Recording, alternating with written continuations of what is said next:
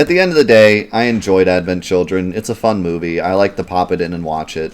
It reminds me of the good old days when Final Fantasy and video games were just fun and action-packed and, you know, all willy-nilly with their stories.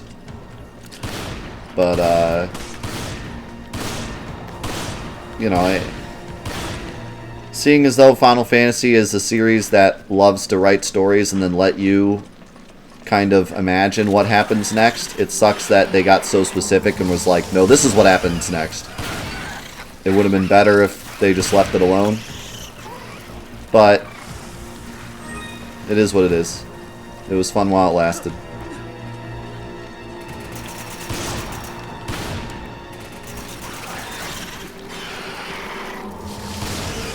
There's always part of you that thinks like, when something comes out and you really, really love it, and then they announce a sequel, there's always a part of you that thinks like, why do they have to do this? Now they're going to ruin it. But then there's another part of you that thinks like, ooh boy, more Final Fantasy VII, you know? Like, that's kind of how I felt about the Final Fantasy VII Remake when it was first announced, like, way back when they were thinking about making it and stuff. You know, I always thought, like, they're gonna ruin it. Like, they're gonna take my favorite game and they're gonna ruin it. But then another part of me thought, like, ooh, more Final Fantasy VII. Like, this is my favorite thing and I get more of it, you know? So it's all a matter of perspective, I guess. Alright. Let's see some hype in the chat. Death You Trophy in the chat. Here we go. Platinum get. I think we have enough. I'm pretty sure we have enough. Strongbow, thank you for the raid. I appreciate it. You came just in time. Platinum get. Platinum get. Oh yeah. There it is. You've overcome all your fears in Resident Evil 5. I don't know about that. I don't know about fears. That Platinum trophy is pretty cool looking, though. I like they actually put some effort into it. All the other trophies are kind of like, they just look like medals. But that one's pretty cool. Alright, let's go over the trophy list. So, Resident Evil 5. Resident Evil 5 was donated by NK, I should say. The full run was not on stream. Well, actually, when he donated it, he said it didn't have to be all on stream, but actually it was. So we could put yes here. He said that I didn't need to do the whole thing on stream when he donated it, but we ended up doing the whole thing. I also need to mention Mendo. Special thanks to Mendo. He played through the entire game co-op with me on stream. We did the normal playthrough, and then we did the professional playthrough, and then we did 100% playthrough. So, special thanks to him. He helped me out a lot with this platinum.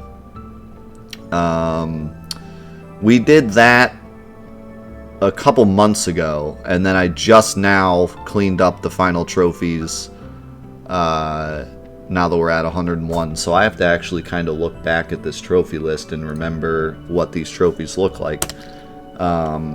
In terms of difficulty, beating the game on professional is pretty tough, but there's a lot in this game that gives you leeway. The super weapons kill everything in one hit. The infinite ammo gives you infinite ammo. I mean, none of that stops you from getting the trophies, so I don't think that this one is very difficult. I would probably give it like a middle of the board rating, like 4 or 5 maybe. If I look at some of these other trophies, I'd say maybe like a 4, maybe even like a 3.5 to be honest. Fun rating. This one will be interesting because this does have some pretty cool trophies in it, actually. They actually took the time to make a couple interesting trophies that weren't just collectibles. Like defeat a Majini with the rotten egg, stop an armored truck by taking out the driver, stuff with Wesker, you know, just a bunch of like little silly bronze trophies to get. Nothing in particular that's really crazy, but nothing in particular that's really annoying either. The final trophy I got was for buying all the weapons and upgrading all the weapons. I got both of them pretty close together. Those are a little annoying just because you have to money grind and there's really no other way around it. But that's not bad. Upgrading the weapons is always is actually something that, you know, adds to the game. I don't really mind when trophies are grindy when it actually adds to the game experience, but when, you know, like Digimon World had a trophy where you had to get all the cards, and the cards don't add anything to the game, they're just simply a collectible. So that's annoying. There is a collectible trophy kind of like that in this one as well. Let's see if I can find it. It's the get each jewel. I don't see it here. See you, King. Have a good one. Here it is. Obtain all treasures in the game. So that one's pretty annoying because you have to pick up every single treasure in the whole game just once. But you do get to sell them for money at least, which goes for your weapon upgrades. So overall, nothing that's really too grindy that is like just grindy and, you know, boring for no reason. So I say we give this one kind of a middle of the range for fun as well. Maybe even a little better than mid-range. Maybe even like a 6 or a 7. Give it like a 6.5. Because it actually attempts to have some trophies that are interesting and fun, while also not having any trophies that are completely stupid. Like kill 10,000 enemies with a pistol or some stupid crap. Did it glitch? No. And final time. I don't know if we can get the final time or not. Let's see. Let's see if we can get some kind of final time. I know there's special settings, bonus features.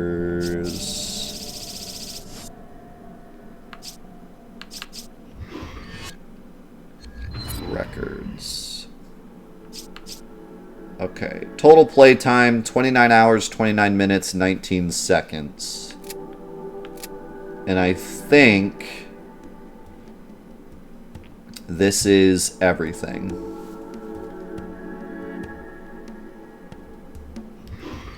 I think we did all of this on the same save file. So, I think we'll go with that number. That's a lot of 9s. 29, 29, 19. I think we'll go with that number. So, 29, 29, 19. Oh, I think I made that a 3. It's hard to read on my screen because it's tiny.